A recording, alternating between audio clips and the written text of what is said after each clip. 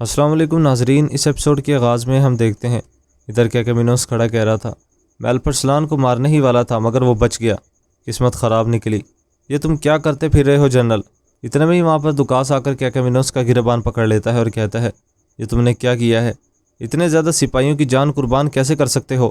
شہزادی کہتی ہے جنرل آرام سے، کیا کر رہے ہو؟ دکاس کہتا ہے تمہیں شہنشاہ کو اس کا حساب دینا ہوگا۔ کیکامینوس کہتا ہے تمہیں کیا لگتا ہے کہ شہنشاہ مجھ سے سلجوکیوں پر حملہ کرنے کا حساب مانگیں گے؟ دکاس کہتا ہے تمہاری دشمنی سلجوکیوں سے نہیں ہے، تمہاری دشمنی صرف ملک الپرسلان سے ہے جسے تم مار نہیں سکے۔ تمہارا کیا خیال ہے کہ سلجوکی اس حملے کے بعد کیسا رد عمل کریں گے؟ وہ اس سے بھی بڑی مشکل کھڑی کر سکتے ہیں۔ کیکامینوس کہتا ہے وہ جو چاہیں کر لیں، جب وہ یہاں پر آئیں گے تو میں بازنطینی فوج کے ساتھ مل کر ان کا استقبال کروں گا۔ اتنے میں ہی وہاں پر ایک سپاہی خط لے کر آتا ہے اور کہتا ہے یہ شہنشاہ کی جانب سے آیا ہے۔ کیکامینوس خط کو بلند کرتا ہوا کہتا ہے یہ ضرور سلجوکیوں کی موت کا فرمان ہے۔ جس کے بعد کیکامینوس خط کو پڑھنے لگتا ہے۔ شہزادی پوچھتی ہے کیا بری خبر ہے چچا؟ ادھر دوسری جانب ہم لوگ دیکھتے ہیں سلیمان اپنے آدمیوں کے ساتھ ایک ٹھکانے پر موجود تھا۔ اتنے میں ہی وہ ایک سپاہی سے پوچھتا ہے کیا صورتحال ہے قندور صاحب؟ قندور صاحب کہتے ہیں جیسا ہونا چاہیے تھا ویسا ہی چل رہا ہے جناب، ہم ایک لمحہ بھی آرام کیے بغیر کام کر رہے ہیں۔ سلیمان صاحب کہتے ہیں آپ لوگ اس مہم کے بعد آرام کر سکتے ہیں، پہلے میرے احکامات پر پوری طرح سے عمل درآمد کیا جائے، کوئی کوتاہی نہ ہو۔ قندور صاحب کہتے ہیں جیسے آپ کا حکم جناب۔ اتنے میں ہی انال صاحب آ کر کہتے ہیں میرے خیال سے تمہیں فوج کے سرداروں کی حمایت حاصل کرنی چاہیے، کاش تمہیں احساس ہوتا کہ ان کا ساتھ تمہارے لیے کتنا فائدہ مند ہے، تو تم اس بحث کرنے کی بجائے سونا جتنی اہمیت دیتے۔ سلیمان کہتا ہے کس سونے کی بات کر رہے ہو یہ نال؟ کیا تم سپاہیوں کو تنخواہ نہیں دی جاتی؟ فوج کے سرداروں کو زیادہ معاوضہ دینا ہی اصل ہماری غلطی ہے۔ اتنے میں ایک سپاہی کہتا ہے ہمیں رشوت نہیں چاہیے قندور صاحب، یہ ہماری اخلاقیات میں نہیں ہے۔ قندور صاحب کہتے ہیں تو کوئی اور آپ کو سکھا دے گا تیمور صاحب۔ جنال صاحب کہتے ہیں میں تو صرف روایات کی یاد دہانی کروا رہا تھا۔ سلیمان صاحب کہتے ہیں ہمیں اس بات کا خیال رکھنا ہوتا کہ نشارپور سے آنے والے نئے سپاہیوں کو کس چیز کی ضرورت تو نہیں ہے۔ اتنے میں ہی سلیمان وہاں سے چلا جاتا ہے۔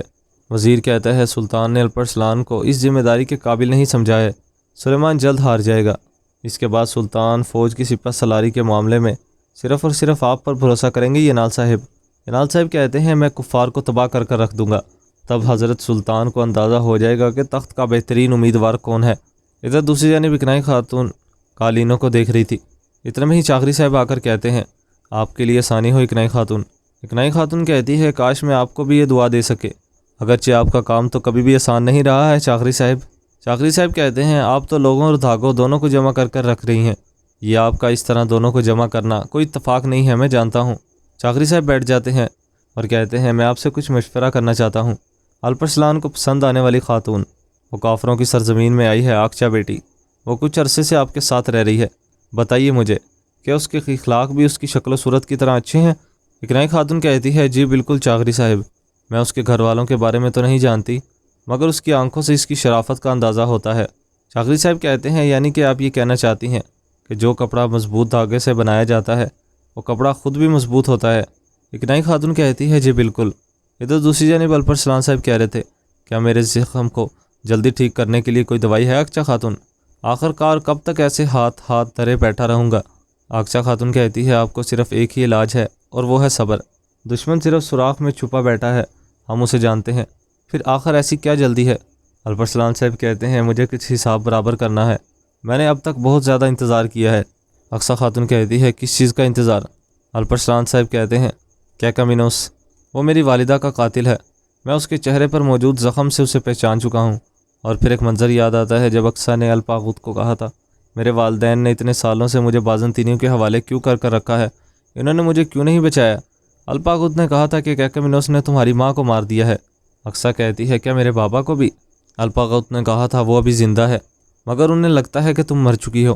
اقصیٰ کو وہ منظر یاد آنے لگتا ہے جب اس کی والدہ کو قتل کیا تھا کیکامینوس نے، اور وہ بہت چھوٹی تھی۔ کیکامینوس نے کہا تھا اپنی بیٹی کو آخری دفعہ دیکھ لو، اور حقیقی بازنطینی کی حیثیت سے اس کی پرورش میں کروں گا، تمہاری روح کو کبھی سکون نہیں ملے گا۔ الپرسلان صاحب ادھر کہہ رہے تھے اتنے سالوں سے میرے سامنے جتنے بھی کفار آئے ہیں میں ہر کسی کے چہرے پر وہ زخم تلاش کرتا رہا مگر آخر کار مجھے وہ مل چکا ہے۔ اقصیٰ کہتی ہے کہ چاغری صاحب یہ بات جانتے ہیں؟ الپرسلان صاحب کہتے ہیں نہیں، اگر بابا اور عتابے کو پتہ چلا تو معاملات زیادہ پیچیدہ ہوں گے، والد پہلے کی طرح صحت مند نہیں رہیں گے۔ اگر عتابے کو معلوم ہو گیا تو کیکامینوس ہی وہ شخص ہے جس نے ان کی بھی بیوی اور بیٹی کو جلا دیا تھا۔